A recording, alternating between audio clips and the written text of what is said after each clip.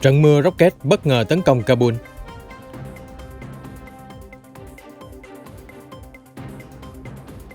Vụ cháy gần tòa nhà Quốc hội gợi ký ức ám ảnh.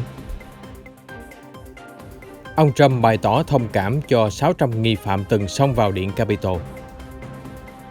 Ổ dịch Phúc Kiến không ngừng lây lan, diễn biến trầm trọng hơn. 1 tỷ dân Trung Quốc đã tiêm đủ vaccine COVID-19. Tổng thống Putin sẽ tham dự Olympic mùa đông Bắc Kinh 2022. Tàu vũ trụ SpaceX thắp sáng bầu trời đêm Florida. Tất cả sẽ có trong bản tin đặc biệt cập nhật những tin tức nóng nhất trên kênh FBNC.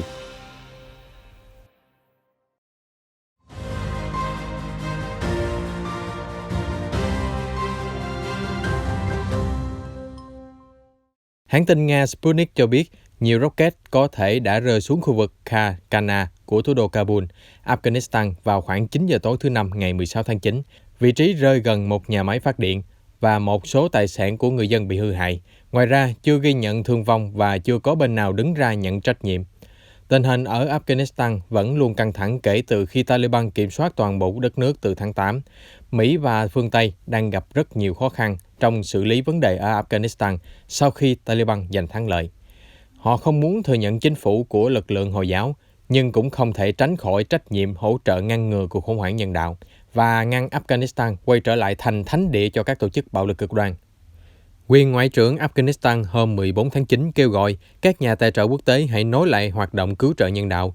Đồng thời, chính phủ tạm thời của Taliban đang nỗ lực tiếp cận các nguồn quỹ để giúp quốc gia thoát khỏi bờ vực sụp đổ kinh tế sau 40 năm xung đột triền miên.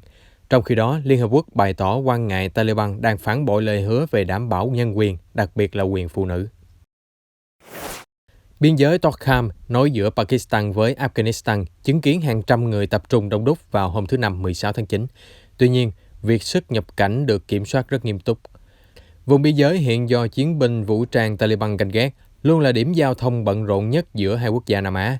Nhiều người Afghanistan cho biết họ muốn tìm kiếm cuộc sống mới ở Pakistan, chạy trốn những bất ổn và tương lai bất định tại đất nước do Taliban kiểm soát. Tại sao chúng tôi rời khỏi Afghanistan à? Bởi vì chúng tôi cảm thấy không hề an toàn. Đặc biệt, Taliban đặc biệt thù ghét người Hazara và phụ nữ, trích lời một phụ nữ đang cùng gia đình đến Pakistan và dự kiến từ đó di cư đến Canada. Các thủ lĩnh Taliban đã nhiều lần kêu gọi người dân không rời đi vì họ là tài sản quốc gia và cần đóng góp xây dựng đất nước thịnh vượng hơn trong tương lai. Giới chức các bệnh viện ở Kabul vào hôm 16 tháng 9 bày tỏ lo ngại về thiếu hụt thiết bị, đặc biệt là thiết bị dùng để chữa trị cho bệnh nhân COVID-19 sau khi Taliban kiểm soát Afghanistan. Giám đốc bệnh viện Japan ở Kabul, ông Sami Tristin cho biết các vật tư y tế kho dự trữ cũng bắt đầu cạn kiệt và ông không chắc có thể được cung cấp thêm thiết bị mới trong thời gian tới. Giám đốc bệnh viện đổ lỗi cho những thay đổi lớn gần đây, ám chỉ Taliban nắm quyền đã khiến trang thiết bị được sử dụng hết mà chưa kịp bổ sung. Trước đây, bệnh viện có thể mua thêm trang thiết bị mỗi khi hết hàng dự trữ. Tuy nhiên, nguồn cung nói chung đang thiếu hụt trên toàn Afghanistan. Hàng trăm cơ sở y tế có nguy cơ bị đóng cửa vì các nhà tài trợ nước ngoài bị chặn chuyển tiền hoặc hỗ trợ thông qua chính quyền Taliban. Hơn 3,5 triệu người Afghanistan đã bị mất nhà cửa do xung đột triền miên, giờ đây phải chống chọi với hạn hán và đại dịch. Tại các trại tập trung, các tổ chức tình nguyện cảnh báo mật độ cư dân quá đông có thể gây nên tình trạng khủng hoảng vì COVID-19. Một chủ cửa hàng thuốc cho biết, mọi người từng mua khẩu trang nhưng giờ họ không làm vậy nữa. Chúng tôi đã nghe về làn sóng dịch thứ tư ở Trung Quốc, Pakistan và Iran, nhưng những người dân nơi đây không làm gì để bảo vệ mình. Ngoài ra, theo UNICEF, chưa tới 4% dân số Afghanistan đã được chủng ngừa. Một vụ cháy ở tòa nhà cao tầng thuộc khu vực Tây Nam thủ đô Washington đã khiến khói đen dày đặc bay tới ngay phía sau Điện Capitol vào thứ Năm, ngày 16 tháng 9. Hình ảnh được Reuters ghi lại và cho biết nó gợi lên ký ức đau buồn khi Điện Capitol từng bị tấn công hỗn loạn vào ngày 6 tháng 1. Lính cứu hỏa cho hay vụ cháy xảy ra ở phần mái một cao ốc đang xây dựng. Mặt khác, một dãy hàng rào đã được dựng lên bao quanh đội Capitol, chuẩn bị cho cuộc biểu tình lớn vào thứ Bảy nhằm kêu gọi phóng thích khoảng 600 nghi phạm tham gia vào sự kiện tấn công hỗn loạn. Trước đó, hàng rào được dựng lên kiên cố từ sau ngày 6 tháng 1 và chỉ dỡ bỏ vào tháng 7. Mới đây, cảnh sát quốc hội cũng yêu cầu Lầu Năm Góc gửi vệ binh quốc gia đến hỗ trợ đảm bảo an ninh vào thứ Bảy ngày 18 tháng 9. Sự kiện kinh hoàng ngày 6 tháng 1 khiến cho 4 người thiệt mạng. Một cảnh sát quốc hội qua đời vào hôm sau do vết thương quá nặng. Cựu Tổng thống Donald Trump vào hôm thứ Năm ngày 17 tháng 9 cũng ra tuyên bố bày tỏ thông cảm cho những nghi phạm nhận cáo buộc hình sự trong vụ tấn công ngày 6 tháng 1. Ông Trump viết, trái tim và tâm trí chúng ta hướng về những người bị khởi tố vô cùng bất công. Liên quan đến cuộc biểu tình ngày 6 tháng 1 phản đối cuộc bầu cử tổng thống gian lận, nhưng đến cuối cùng, công lý sẽ giành chiến thắng. Ông Trump không đề cập đến cuộc biểu tình vào ngày thứ Bảy tuần này để kêu gọi thả tự do cho 600 nghi phạm từng xông vào làm loạn Điện Capitol. Mặt khác, những người tổ chức biểu tình cũng không muốn tạo mối liên hệ với cựu Tổng thống Trump. Ban tổ chức yêu cầu người tham gia không mặc áo có khẩu hiệu của ông Trump hay mang theo biểu ngữ ủng hộ cựu Tổng thống. Theo một quan chức Bộ An ninh Nội vụ cho biết, dự kiến khoảng 700 người sẽ tham gia cuộc biểu tình vào ngày mai quanh Điện Capitol. Từ khi bùng phát đợt dịch mới ở Phúc Kiến hôm thứ Năm ngày 17 tháng 9, Trung Quốc đã báo cáo số ca nhiễm cao nhất trong tuần với 61 ca F0. Ngoài ra, thành phố Tuyền Châu, tỉnh Phúc Kiến lần đầu tiên ghi nhận ca nhiễm mới. Tổng số người nhiễm bệnh ở tỉnh đã tăng lên 270. Giới chức đang khẩn trương chống dịch khi vào Chủ nhật tuần này là Tết Trung Thu và ngay sau đó là đợt cao điểm du lịch trong tuần lễ vàng mừng Quốc khánh ngày 1 tháng 10. Hiện giờ các khu vực nguy cơ cao ở Phúc Kiến đã bị phong tỏa. Nhiều tuyến tàu hỏa và xe buýt bị đình chỉ, giao thông đến tỉnh thành khác cũng bị gián đoạn một phần. Ngoài ra, công tác xét nghiệm diện rộng đang được đẩy mạnh. Mặt khác, giới chức y tế Trung Quốc hôm qua ngày 16 tháng 9 thông báo hơn 1 tỷ người dân nước này đã tiêm phòng đầy đủ vaccine ngừa COVID-19, chiếm tỷ lệ 72% dân số. Đến hai thứ Tư, có 2,16 tỷ liều vaccine được triển khai. Thông báo nói trên được đưa ra giữa lúc Trung Quốc đối phó với đợt lây nhiễm biến chủng Delta ở tỉnh Phúc Kiến. Trong khi đó, theo dữ liệu của Đại học Johns Hopkins, Mỹ hiện tiêm chủng hơn 382 triệu liều vaccine, đạt tỷ lệ gần 55% dân số. Nước này đang chứng kiến đợt bùng phát dịch mạnh mẽ trong số những người chưa tiêm phòng. Tổng thống Nga Vladimir Putin đã chấp nhận lời mời của Trung Quốc để đến tham dự Olympic mùa đông Bắc Kinh 2022.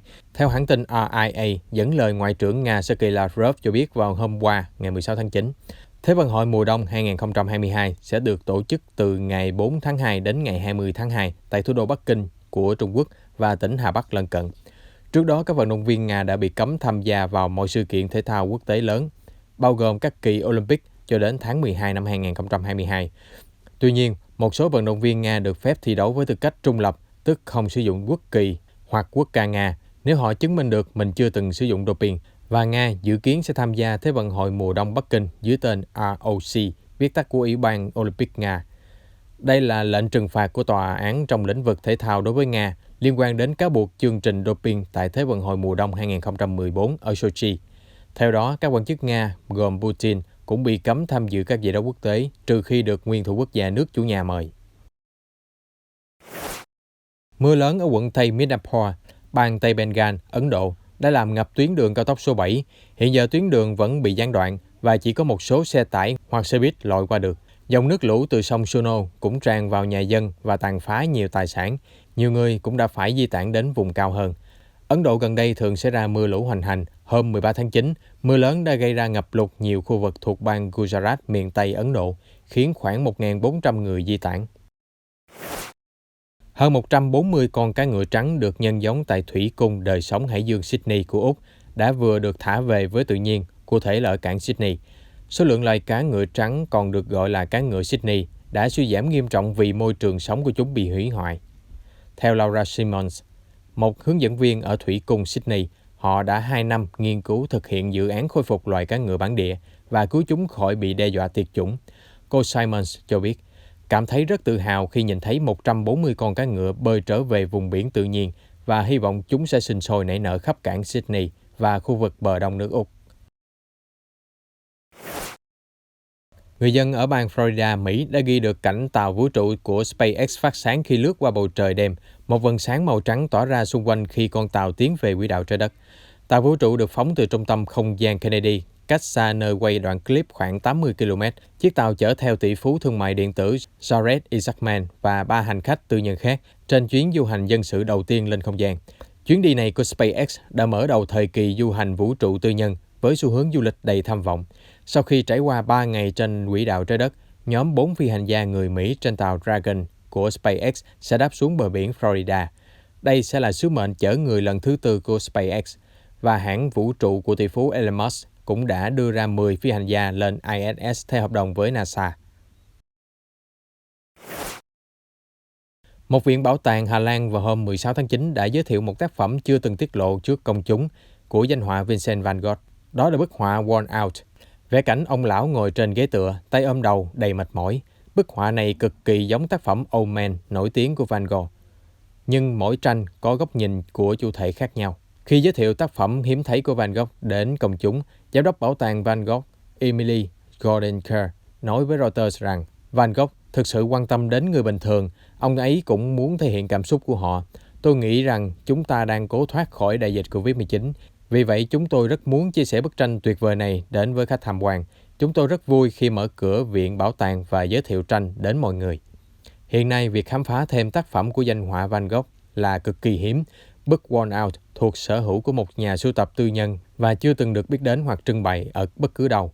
Danh họa Hà Lan Van Gogh gặp rắc rối vì bệnh tâm thần và tự coi mình là kẻ thất bại. Ông thể hiện điều này trong bức tranh sơn dầu có tên là Sorrowing Old Man, được vẽ vào 2 tháng trước khi thiên tài hội họa này tự kết thúc cuộc sống vào ngày 29 tháng 7 năm 1980. Chúng tôi sẽ cập nhật những sự kiện quốc tế mới nhất trong bản tin nóng phát sóng vào lúc 15:30 hàng ngày trên kênh FBNC. Xin mời quý vị đón xem.